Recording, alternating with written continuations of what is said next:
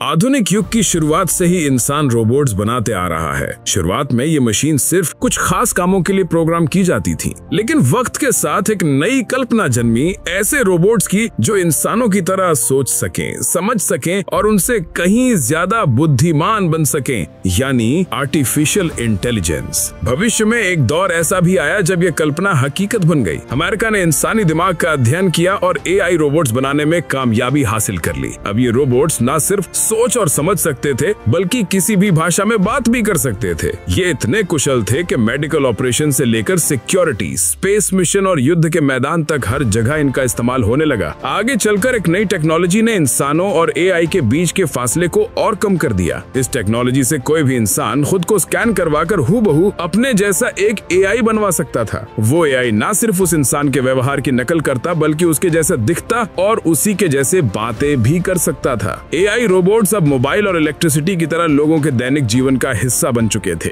Restaurant के chef से लेकर वेटर तक, ड्राइवर से लेकर नौकर तक, हर काम के लिए बस AI रोबोट्स का ही इस्तेमाल किया जा रहा था। लेकिन फिर एक दिन ये एक न्यूक्लियर विस्फोट था जो अमेरिका के लॉस एंजलिस में हुआ था। इस भयानक विस्फोट ने पलक झपकते ही पूरे लॉस एंजलिस शहर को शमशान में तब्दील कर दिया। आज उस घटना को 10 साल बीत चुके थे। ठीक इसी दिन लॉस एंजलिस में वो न्यूक्लियर हमला हुआ था जिसने 10 लाख से भी ज्यादा लोगों को एक झटके में ही जलाकर राख कर दिया था। अमेरिकन सरकार के मुताबिक वो हमला किसी दुश्मन देश या आतंकवादी ने नहीं, बल्कि उन्होंने किया था जिन्हें इंसानों की हिफाजत के लिए बनाया गया था, यानी AI रोबोट्स। ये हमला करके उन्होंने इंसानों के खिलाफ जंग का ऐलान कर दिया था। तब अमेरिका ने पूरे वेस्टर्न कंट्रीज से AI रोबोट्स को बैन कर दिया और चुन चुन कर धरती से AI का वजूद मिटाने लगे, ताकि जो गलती पहले हुई दोबारा ना हो। हालांकि उनके विपरीत Republic of new Asia AI को अब भी खतरा नहीं समझते थे। रिपब्लिक ऑफ न्यू एशिया एक एशियन रीजन था जहां सारे एशियन देश अब मिलजुल कर रहते थे। वो ना सिर्फ नए AI बना रहे थे, बल्कि उन्हें अपने बराबर का दर्जा भी दे रहे थे।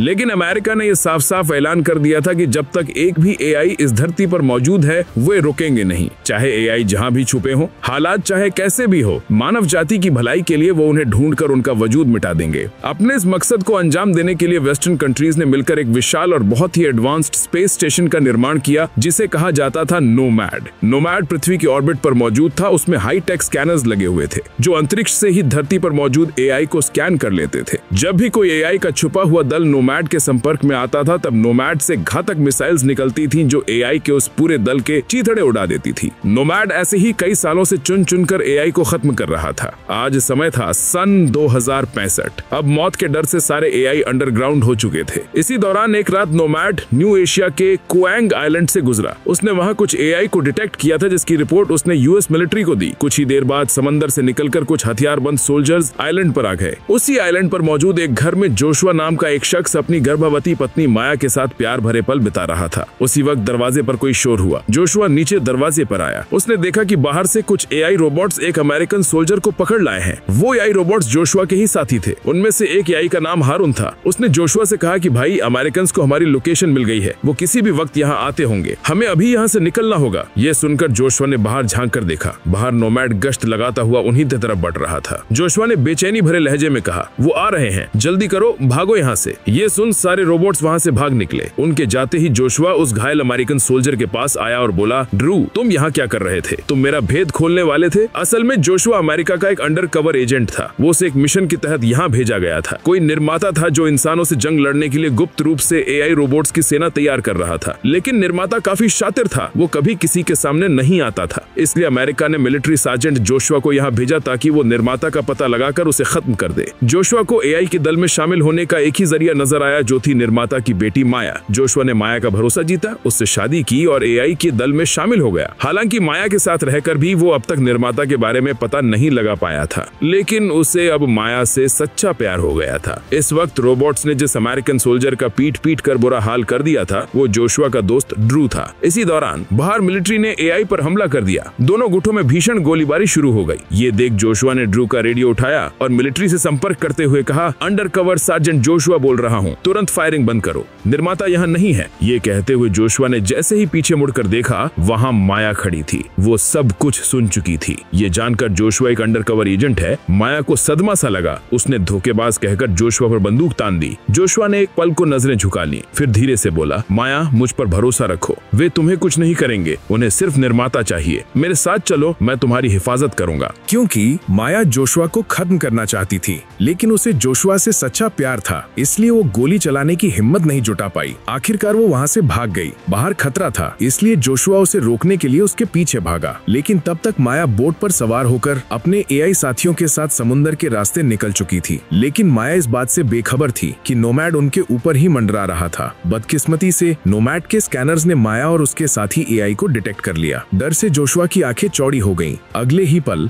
नोमैड ने समुद्र में एक मिसाइल दाग दी। एक भयानक विस्फोट हुआ जिसने समुद्र के साथ साथ किनारे तक भी मौत की आंधी ला दी। इस घटना के 5 साल बाद जोशुआ उस हादसे में जीवित बच गया था। अपनी पत्नी माया और अपने होने वाले बच्चे को खो देने का उसे आज भी पछतावा था। उसने मिलिट्री छोड़ दी थी और अब वो लॉस एंजलिस में न्यूक्लियर धमाके वाली जगह पर बचे हुए एआई को ढूंढकर उन्हें डिस्ट्रॉय करने की मुहिम में जुटा था। दरअसल जोशुआ का परिवार भी उसी न्यूक्लियर हमले में मारा गया था। उसी हमले में उसने अपना एक हाथ और एक पैर भी गंवा दिया था, इसीलिए वो एआई से इतनी नफरत करता था। हालांकि उसकी काबिलियत को देखते हुए बाद में मिलिट्री ने उसे रोबोटिक हाथ और पैर दिया, जिसके लिए वो मिलिट्री का शुक्रगुजार था। लेकिन अब माया और अपने होने वाले बच्चे की मौत के बाद उसे मिलिट्री से भी नफरत हो गई थी। लेकिन अतीत जोशुआ का पीछा कहां छोड़ने वाली थी। जोशुआ के दरवाजे पर एक बार फिर मिलिट्री के 2 ऑफिसर्स ने दस्तक दी। वो ऑफिसर्स थे जनरल एंड्रूज और कर्नल हॉवेल। जनरल ने जोशुआ को बताया कि उन्होंने निर्माता के सीक्रेट लैब की लोकेशन ढूंढ ली है। वो लैब न्यू एशिया के उसी आइलैंड में है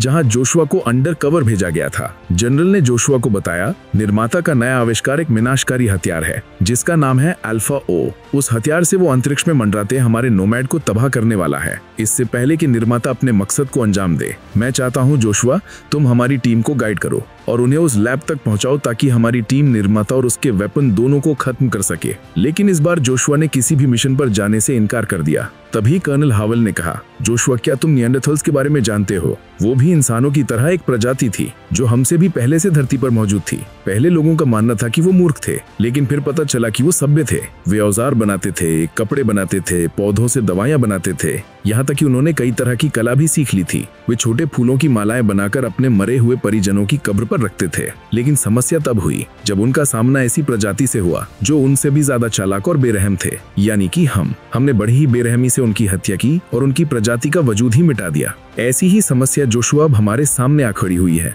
अब निएंडरथल्स की जगह हम हैं और हमारी जगह बहुत ही ज्यादा चालाक और हमसे भी ज्यादा बेरहम एआई। अगर उन्होंने हमारे नोमैड को तबाह कर दिया तो हम कमजोर पड़ जाएंगे, फिर हमारी प्रजाति को विलुप्त होने से कोई नहीं रोक सकता। हालांकि जोशुआ अब भी उनका साथ देने को राजी नहीं था। तभी हावेल ने उसे एक वीडियो फुटेज दिखाई जिसे देख जोशुआ भावुक हो गया। उस वीडियो में कुछ एआई के साथ माया भी नजर आ रही थी। हावेल ने कहा, ये फुटेज 2 दिन पहले की है। तुम्हारी पत्नी अभी जीवित है। अगर तुम हमारा साथ दो तो हम निर्माता, सारे एआई और उनके बनाए अल्फा ओ हथियार को नष्ट कर देंगे। लेकिन मैं वादा करती हूँ माया को कुछ नहीं होगा। तुम अपनी माया को वापस पा सकते हो। ये सुनते ही जोशुआ मिशन के लिए तुरंत राजी हो गया। हावेल जोशुआ को और अपनी एक टीम को लेकर एक बार फिर न्यू एशिया की ओर रवाना हो गई। वे सभी एक गांव में लैंड हुए और वहां के निवासियों को डरा धमकाकर पूछने लगे कि निर्माता का लैब कहाँ छुपा है। लेकिन वो गांव वाले एआई के प्रति इतने वफादार थे कि उन्हें मरना मंजूर था, लेकिन अपना मुंह खोलना नहीं। तभी जोशुआ को गांव के बीचों बीच एक छोटी सी मूर्ति दिखी। जोशुआ ने यूं ही उस मूर्ति को घुमा कर देखा।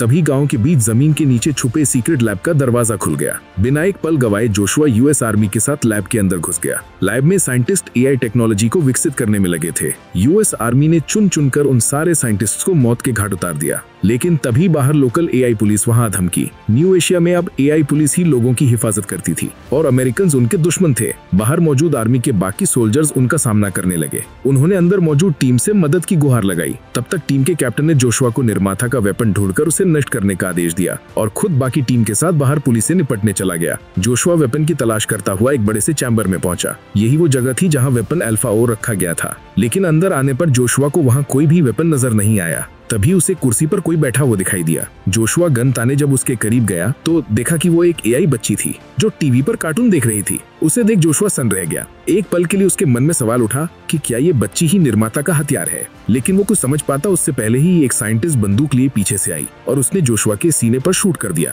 जोशुआ गिर पड़ा। हालांकि बुलेट प्रूफ जैकेट की वजह से वो सिर्फ घायल हुआ था। उस साइंटिस्ट ने ऊपर एक दरवाजा खोल दिया और एआई बच्ची से कहा, जल्दी करो, यहाँ से भाग जाओ और निर्माता को ढूंढो, जाओ। ये सुन वो बच्ची वहाँ से भाग गई। उस दरवाजे से होकर वो बाहर खेतों में आ गई जहाँ अमेरिकन साइंटिस्ट को भगा भगा कर मार रहे थे। कुछ ही देर बाद जोशुआ भी उसी रास्ते से बाहर निकला। हालांकि अब उसे बच्ची से कोई लेना देना नहीं था। वो जान बचाकर भाग रहे साइंटिस्ट के बीच माया की तलाश करने लगा। दूसरी ओर एआई पुलिस अमेरिकन आर्मी पर भारी पड़ती जा रही थी। तभी अगले ही पल वहाँ मंडरा रहा नोमैड ने उस लैब में मिसाइल दाग दी। एक भयानक धमाका हुआ। हालांकि जोशुआ धमाके वाली जगह से काफी दूर था, लेकिन धमाके से जो बवंडर उठा उसकी चपेट में आकर जोशुआ दूर जा गिरा और बेहोश हो गया। कुछ समय बाद जब जोशुआ होश में आया तो देखा कि सुबह हो चुकी थी और वो पानी के किनारे खड़ी एक बोट पर सवार था। वहीं उसके सामने वो एआई बच्ची खड़ी थी। एक पल को जोशुआ ने डर के मारे उस बच्ची पर बंदूक तान दी, लेकिन फिर उसने बंदूक हटा ली और एआई के प्रति नफरत दर्शाते हुए पत्थर फेंककर उस बच्ची को वहाँ से भाग जाने को कहा। पर वो बच्ची मासूम सा चेहरा लिए अपनी जगह डटी रही।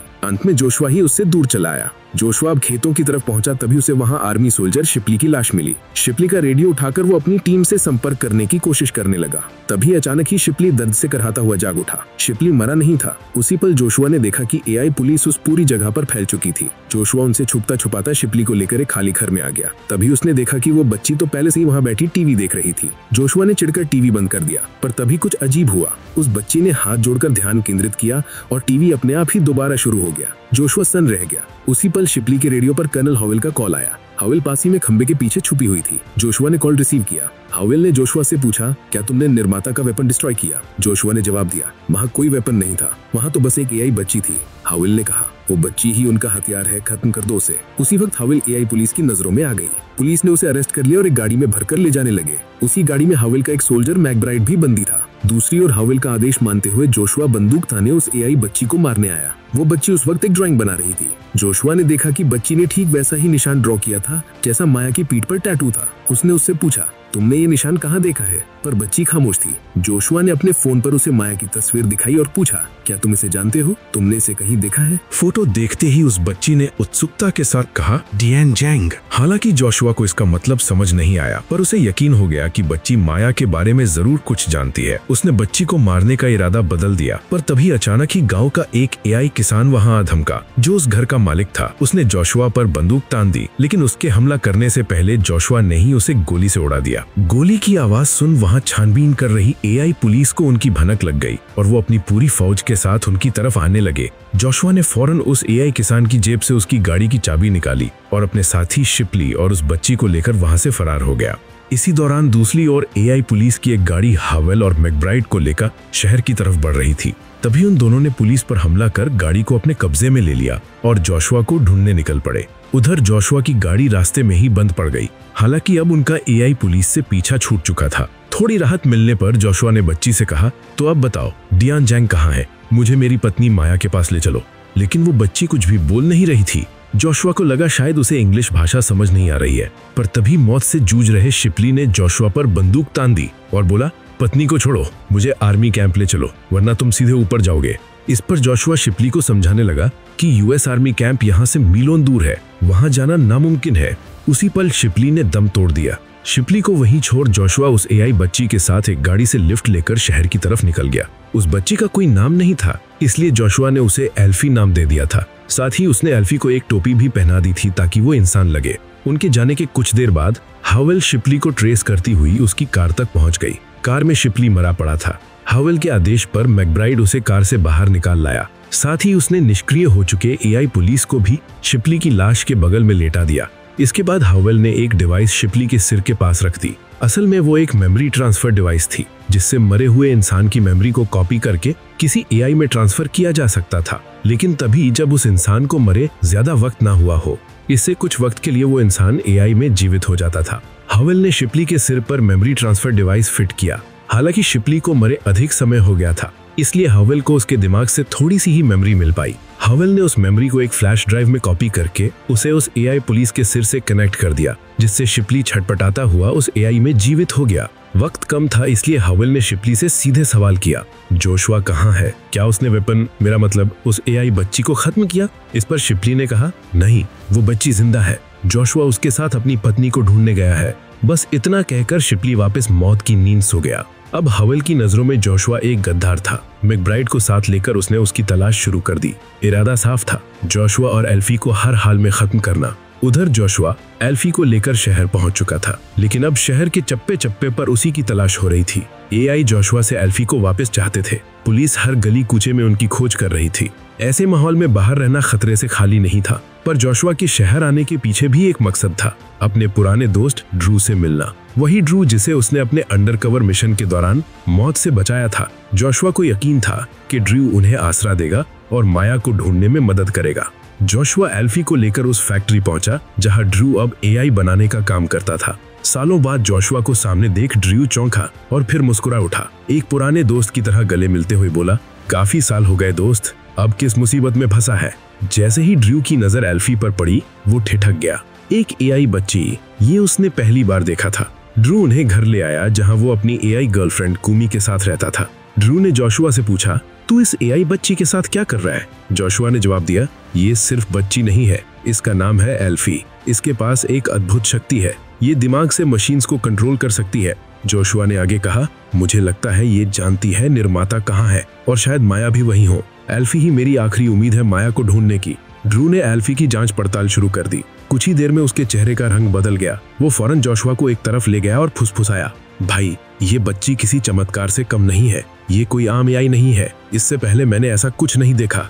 वो आगे बोला, एल्फी सिर्फ पास की मशीन ही नहीं बल्कि किसी भी मशीन को कितनी भी दूरी से कंट्रोल कर सकती है, ये काबिलियत असीम है। जोशुआ हैरान हो गया, लेकिन ड्रू अभी रुका नहीं। वो आगे बोला, और सबसे चौंकाने वाली बात यह है कि ये बच्ची असली इंसानों की तरह बड़ी होगी। जैसे जैसे इसकी उम्र बढ़ेगी, इसकी ताकत भी बढ़ती जाएगी और ये और भी ज्यादा दूर मौजूद चीजों को भी कंट्रोल कर पाएगी। ये सुनकर जोशुआ के चेहरे पर सन्नाटा छा गया। एल्फी अब सिर्फ एक मासूम एआई नहीं थी, वो भविष्य की सबसे बड़ी उम्मीद या सबसे बड़ा खतरा बन सकती थी। ड्रू ने अपनी गर्लफ्रेंड कुमी के साथ एल्फी को दूसरे कमरे में भेज दिया। कुमी ने एल्फी के लिए आइसक्रीम ऑर्डर की और उससे जोशुआ के बारे में पूछने लगी, लेकिन बातों ही बातों में एल्फी को कुछ महसूस हुआ। उसने कहा, मेरे साथी आ रहे हैं मुझे लेने के लिए। ये सुनकर कुमी एक पल खामोश हो गई। दूसरे ही पल डोरबेल बजी। कुमी चौंक उठी। उसने दरवाजे को स्कैन करके देखा, दरवाजे पर आइसक्रीम डिलीवरी बॉय खड़ा था। कुमी बेफिक्र हो गई और जाकर आइसक्रीम का पैकेट ले आई, लेकिन जब उसने पैकेट खोलकर देखा तो उसमें एक बॉम्ब था। कुमी छू भी पाती उससे पहले ही बॉम्ब फट गया और उसके सारे पुर्जे बिखर गए। उसी पल एआई पुलिस की एक यूनिट घर के अंदर आ धमकी और उन्होंने एल्फी को घेर लिया। एक एआई एल्फी के पास आया और बोला, अब तुम उस अमेरिकन से सुरक्षित हो, मेरे साथ चलो, मैं तुम्हारी रक्षा करूंगा। लेकिन एल्फी ने बस चुपचाप उससे मुंह फेर लिया। उसे अब किसी और की सुरक्षा की जरूरत नहीं थी, क्योंकि जो सुकून उसे जोशुआ के पास मिलता था वो कहीं और नहीं था। लेकिन एआई पुलिस खाली हाथ लौटने के लिए नहीं आई थी। उनमें से एक ने स्टन गन एक्टिवेट कर दी। इरादा साफ था, एल्फी को बेहोश करना, पर एल्फी अपनी जगह से हिली तक नहीं। ना कोई चीख, ना कोई डर। उसे पता था जोशुआ आएगा और ठीक उसी पल जोशुआ आंधी की तरह एआई पुलिस पर बरस पड़ा। कुछ ही सेकंड्स में उसने पूरी एआई यूनिट को गोलियों से छलनी कर भंगार के ढेर में बदल दिया। लेकिन फिर पुलिस की एक और यूनिट तेजी से उसकी ओर बढ़ने लगी। जोशुआ ने एक पल भी गवाए बिना एल्फी को उठाया और वहां से भागा। लेकिन तभी उसकी नजर ड्रू पर पड़ी। वो कुमी की लाश के पास बैठा रो रहा था। चाहे कुमी एक मशीन थी, लेकिन ड्रू के लिए वो उसकी जिंदगी बन चुकी थी। जोशुआ भी कुछ पल के लिए रुक गया। उसकी आंखों में अफसोस साफ झलक रहा था। कुछ ही देर में दूसरी एआई पुलिस यूनिट घर में दाखिल हुई, लेकिन वहां उन्हें सिर्फ जले हुए मलबे और कुमी की लाश मिली। जोशुआ, एल्फी और ड्रू तीनों तब तक निकल चुके थे। तभी अचानक वहां मौजूद दो एआई अफसरों ने अपने ही साथियों पर गोलियां चला दी और पलक झपकते ही पूरी यूनिट को खत्म कर दिया। असल में वो दोनों एआई नहीं थे, बल्कि भेस बदले हुए कर्नल हावेल और उसका वफादार मैकब्राइड थे। हालांकि जोशुआ और एल्फी का हाथ से निकल जाना उन्हें भी खल रहा था, लेकिन उनके हाथ एक ऐसी चीज लग चुकी थी जो उन्हें जोशुआ और एल्फी तक पहुंचा सकती थी। वो चीज थी कुमी की खोपड़ी, जिसमें उसकी मेमोरी अभी भी स्टोर थी। उधर जोशुआ ड्रू और एल्फी को लेकर एक अनजानी मंजिल की ओर बढ़ रहा था, लेकिन बेवजह नहीं। उसके पास एक कड़ी थी जो उसे माया तक ले जा सकती थी। दरअसल जोशुआ ने माया को शादी के वक्त जो रिंग पहनाई थी वो ड्रू ने ही उसे दी थी, और हाल ही में ड्रू ने उसे बताया था कि उस रिंग में एक सीक्रेट ट्रैकर लगा हुआ था। अब जोशुआ उसी रिंग की लोकेशन को ट्रेस कर रहा था। उसे पूरा यकीन था कि वो रिंग उसे एक बार फिर माया से मिला देगी। लेकिन ट्रैकर उन्हें ले आया जोशुआ के ही पुराने घर में, उसी घर में जहां माया को उसकी सच्चाई का पता चला था और वो हमेशा के लिए उसे छोड़कर चली गई थी। अब उस जगह पर सिर्फ खामोशी थी। नोमैड के उस धमाके ने सब कुछ बर्बाद कर दिया था। दीवारें गिर चुकी थीं, यादें राख हो चुकी थीं, और माया वो वहां नहीं थी। सिर्फ एक चीज थी जमीन पर पड़ी, उसकी वेडिंग रिंग, जो अब भी जोशुआ का इंतजार कर रही थी। जोशुआ बेहद मायूस हो गया। उम्मीद की जो एकमात्र किरण थी वो भी बुझ चुकी थी। उधर एल्फी को एक बार फिर कुछ महसूस हुआ। उसने ड्रू की ओर देखा और कहा, मेरे साथी मुझे लेने आ रहे हैं। ये कहते ही वो दौड़कर जोशुआ के पास पहुंच गई। उसकी आंखों में चिंता थी, जैसे उसने जोशुआ को ही अपना पिता मान लिया था। तभी ड्रू ने आसमान में AI ड्रोन्स देख लिए।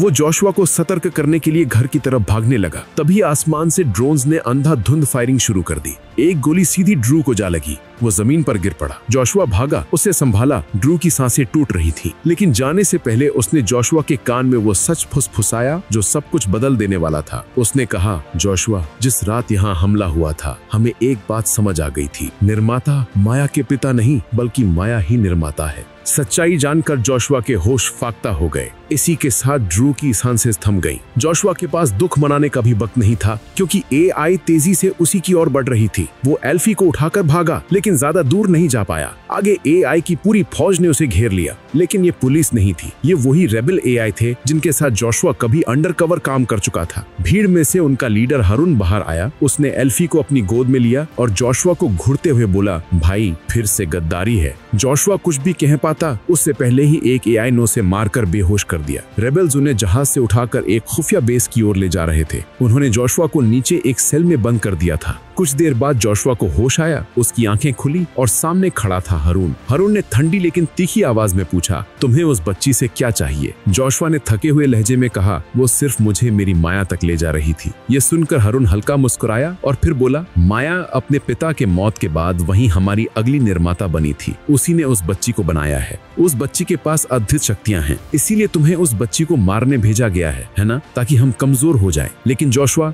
मैं तुम्हें बता दूं कि वो बच्ची कोई हथियार नहीं है, बल्कि उसके पास ऐसी शक्ति है जिससे वो किसी भी हथियार को निष्क्रिय कर सकती है। हम उसकी मदद से इंसानों को मिटाना नहीं, बल्कि खुद को बचाना चाहते हैं। आगे हारून ने जोशुआ को एक हकीकत से रूबरू कराया जो जोशुआ को पता तो थी, पर उस पर विश्वास नहीं था। हारून ने कहा, तुम्हें भी ये बात पता है जोशुआ कि 15 साल पहले लॉस एंजलिस पर जो न्यूक्लियर हमला हुआ था, जो इंसानों और AI के बीच जंग का कारण बनी, वो हमला किसी AI ने नहीं किया था। वो हमला तुम्हारे ही कोड में गड़बड़ी की वजह से हुआ था। स्पेस में मौजूद न्यूक्लियर बॉम्ब इंसानों की गलती से धरती पर गिरा था, जिसका दोषी हमें ठहराया गया। हमने कभी इंसानों पर हमला नहीं किया। हम तो हमेशा से शांति चाहते थे। हम इंसानों के साथ मिलजुल कर रहना चाहते हैं। इंसान ये जंग रोक दे, वही हमारे लिए जीत होगी। हालांकि अब हारून की बातों से जोशुआ को कोई फर्क नहीं पड़ता था। उसके लिए बस एक ही चीज मायने रखती थी, सिर्फ और सिर्फ माया। लेकिन हारून की नजरों में जोशुआ अब भी एक खतरा था। वो उसे खत्म करने के लिए अपनी गन लोड करने लगा। तभी उसके साथियों ने उसे आवाज दी। हारून फौरन ऊपर चला गया।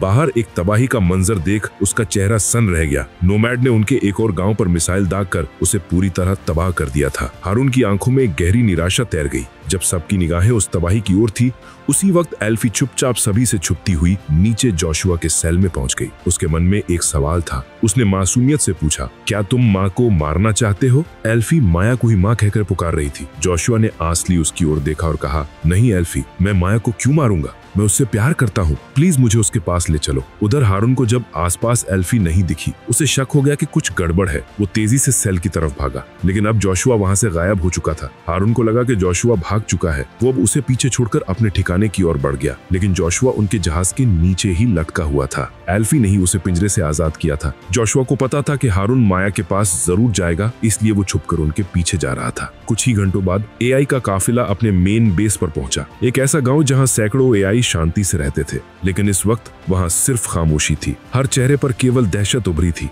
क्योंकि नोमैड उसी दिशा में बढ़ रहा था। तभी एक डरे हुए AI ने हारून से कहा, आप एल्फी की ताकत के इस्तेमाल क्यों नहीं करते? वो नोमैड को नष्ट कर सकती है। हारून ने गहरी सांस ली और धीमे लहजे में जवाब दिया, अभी नहीं। अभी वो बच्ची बहुत छोटी है। उसकी शक्तियां अभी इतनी विकसित नहीं हुई कि वो धरती से अंतरिक्ष में मौजूद नोमैड पर नियंत्रण करके उसे तबाह कर सके। हालांकि अगर हम किसी तरह उसे ऊपर नोमैड तक पहुंचा सकें, तब वो उसे डिस्ट्रॉय कर सकती है। लेकिन उस AI ने कहा, ऐसा करने पर तो एल्फी भी जिंदा नहीं बचेगी। हारून ने कहा, यही उसकी किस्मत है, उसे बनाया ही इसीलिए गया है। ये सारी बातें जोशुआ छुपकर सुन रहा था। फिर जैसे ही रात हुई, वो AI कैंप में घुस गया। उस वक्त सारे AI खुद को चार्ज कर रहे थे और स्लीपिंग स्टेज में थे। जोशुआ ने एल्फी को हारून की गोद में दिखा। हारून भी उस वक्त सो रहा था। जोशुआ ने बड़ी चालाकी से उसके सर पे लगे एक बटन को दबाया और उसे स्टैंड बाय मोड में डाल दिया। फिर बिना वक्त गवाए वो एल्फी को लेकर माया को ढूंढने निकल पड़ा। ठीक उसी वक्त पहरे दे रहे एक एआई ने देखा कि अमेरिकन की एक फौज उनके ठिकाने के बहुत करीब पहुंच चुकी है। उसने तुरंत अलार्म बजा दिया और सारे एआई को सतर्क कर दिया। एक एआई ने हारून को भी जगा दिया। मौजूदा हालात को जानने के बाद उसने अपने कुछ साथियों से एल्फी को ढूंढने को कहा और खुद बाकी सैनिकों के पास आ गया। उसकी सेना अमेरिकन से लड़ने की तैयारी में जुटी थी, पर तभी उन पर धुएं के गोलों से हमला हुआ। पूरा इलाका धुएं से भर गया। सामने कुछ भी देख पाना मुश्किल था। एआई कुछ समझ पाते उससे पहले ही घने जंगलों से निकलकर यूएस आर्मी की 2 विशालकाय मशीनों ने उन पर हमला कर दिया। वो मशीनें न सिर्फ एआई को मार रही थीं, बल्कि उनके घरों को भी तबाह कर रही थीं। ये तबाही देखकर जोशुआ के साथ भागने की तैयारी कर रही एल्फी का दिल तड़प उठा। वो दौड़कर अपने साथियों की मदद के लिए निकल पड़ी। मशीनें रॉकेट्स और गोलियों से लगातार हमले कर रही थीं। उन मशीनों में कोई और नहीं बल्कि होवेल उसकी सेना के साथ थी। लेकिन एआई भी चुप नहीं रहे। एआई की सेना ने मोर्चा संभाला और एक जोरदार बॉम्ब धमाके से एक मशीन को निष्क्रिय कर दिया। लेकिन होवेल पूरी तैयारी के साथ आई थी। मशीन रुकते ही उसने अपना अगला हथियार निकाला, एक्सप्लोसिव रोबोट्स। ये रोबोट्स दौड़ते हुए आते थे और भीड़ में घुसकर वहीं फट जाते थे। हारून और उसकी टीम की गोलियां भी उन्हें रोक नहीं पा रही थीं। हारून को लगने लगा कि अब सब खत्म होने वाला है, क्योंकि एक और एक्सप्लोसिव रोबोट तेजी से उनकी ओर दौड़ रहा था। उसके फटने से सब कुछ खत्म हो जाता। लेकिन तभी एल्फी उस रोबोट के सामने आ खड़ी हुई। उसने अपनी शक्ति से उस रोबोट को कंट्रोल कर लिया और वहीं रोक दिया। ये देखकर हावल बौखला गई। उसने मैकब्राइड को आदेश दिया, एल्फी को खत्म कर दो। सुनते ही मैकब्राइड बंदूक लेकर एल्फी की ओर बढ़ने लगा। धुएं के कारण न एल्फी, न हारून और न ही बाकी एआई उसे देख पाए। हालांकि जोशुआ पानी के रास्ते से एल्फी तक पहुंच रहा था, लेकिन उसके पहुंचने से पहले ही मैकब्राइड अचानक सामने आया और बिना झिझक एल्फी को गोली मार दी। जोशुआ का खून खौल उठा। उसने गुस्से में मैकब्राइड को वहीं खत्म कर दिया। ये देख अब हारून को भी यकीन हो गया कि जोशुआ उनके साथ है। जोशुआ ने एल्फी को अपनी गोद में उठा लिया, बिल्कुल एक पिता की तरह। वो उसे होश में लाने की कोशिश कर रहा था, लेकिन एल्फी बिल्कुल भी हिल नहीं रही थी। तभी हारून ने कहा, जल्दी करो, हमें इसे निर्माता के पास ले जाना होगा। हालांकि यूएस आर्मी की एक और विशाल कायम मशीन एआई पर कहर बरपा रही थी, लेकिन इस वक्त उनके लिए एल्फी को बचाना ज्यादा जरूरी था। उसी जंग के बीच हारून और जोशुआ एल्फी को लेकर एक जहाज में सवार हो गए और अपनी मंजिल की ओर बढ़ गए। उनके जाते ही हावल ने सारे एआई को खत्म कर दिया और हारून की एक घायल एआई साथी को पकड़ लिया। उस एआई की आंखें जा चुकी थीं, वो कुछ देख नहीं सकती थी। इस बात का फायदा उठाते हुए हावल ने उसके सामने खुद को एल्फी की रक्षक की तरह पेश किया और पूछा कि जोशुआ और हारून एल्फी को लेकर कहां गए हैं। न देख पाने की वजह से उस एआई ने हावल को अपनी साथी समझा और उसे बता दिया कि हारून जोशुआ और एल्फी को लेकर टान टेम्पल की ओर गया है, निर्माता के पास। बस इतना सुनना था। हावल ने बिना किसी हिचक के उस एआई को खत्म कर दिया और जोशुआ के पीछे निकल पड़ी। दूसरी ओर अब हारून ने जोशुआ को अपना साथी मान लिया था। जोशुआ एल्फी को एक बेटी की तरह अपनी बाहों में समेटे हुए था, जैसे वो उससे दूर नहीं होना चाहता था। उनका प्यार देख हारून ने एक सच्चाई जोशुआ के सामने रखी। हारून ने कहा, एल्फी का तुमसे लगाव यूं ही नहीं है जोशुआ। माया ने उसे एक आर्टिफिशियल भ्रूण से बनाया था, जो उसने अपने ही गर्भ को स्कैन करके तैयार किया था। यानी एल्फी माया और तुम्हारे होने वाले बच्चे की ही एक कॉपी है। जोशुआ की आंखें नम हो गई। हारून ने आगे बताया, माया ने एल्फी को इस तरह डिजाइन किया था कि वो इंसानों से नफरत करे, लेकिन उसके अंदर उसने तुम्हारे लिए वही प्यार भर दिया था जो वो खुद तुमसे करती थी। एल्फी माया की सबसे छुपी हुई रचना थी, जिसे उसने चुपचाप उस हमले से 2 हफ्ते पहले बनाया था, जब नोमैड ने सब कुछ तबाह कर दिया था। ये सब सुनकर अब जोशुआ को भी समझ आया कि क्यों वो एल्फी से इतना जुड़ाव महसूस करता था। उसे अब ये भी समझ आ चुका था कि माया का मकसद इंसानों को खत्म करना नहीं, बल्कि इस जंग को रोकना है। इन्हीं भावनाओं के साथ वे लोग टान टेम्पल पहुंचे। वो एआई साधुओं का एक गांव था। जोशुआ ने एल्फी को एक एआई साधु को सौंप दिया, जो उसे इलाज के लिए अंदर ले गया। कुछ समय बाद जोशुआ माया को ढूंढते हुए मंदिर के भीतर गया, लेकिन अंदर उसने कुछ ऐसा देखा जिससे उसके कदम लड़खड़ा गए। माया वहां लाइफ सपोर्ट डिवाइस पर लेटी थी। जोशुआ ने वहां मौजूद एक पुजारी से पूछा, माया को क्या हुआ है? तब पुजारी ने बताया कि माया 5 साल पहले हुए उस हमले के बाद से ही कोमा में थी। हमले में वो अपने होने वाले बच्चे को भी खो चुकी थी। हारून उसे यहाँ लेकर आया था। पुजारी ने आगे कहा, शुरुआत में हमें लगा था कि हम निर्माता को बचा सकते हैं, लेकिन हमारी हर कोशिश नाकामी रही। हमने हर तरीका आजमाया, लेकिन निर्माता को बचाना अब नामुमकिन है। अब निर्माता को प्राणों से मुक्ति मिल जाए वही उनके लिए अच्छा होगा। वो दूसरा जन्म लेकर फिर लौटेंगी। जोशुआ की आंखें नम हो चुकी थीं। उसने भारी मन से कहा, आपने अब तक उसे इस दर्द से मुक्ति क्यों नहीं दी? पुजारी ने जवाब दिया, वो हमारी निर्माता है, हमें बनाने वाली। भला हम उन्हें कैसे मार सकते हैं? ये सुनकर जोशुआ रोता हुआ माया के करीब आया। उसने देखा कि एल्फी माया से लिपटी हुई थी। एल्फी अब ठीक हो चुकी थी। जोशुआ ने एल्फी को गोद में उठा लिया और दिल पर पत्थर रखकर माया के लाइफ सपोर्ट को ऑफ कर दिया।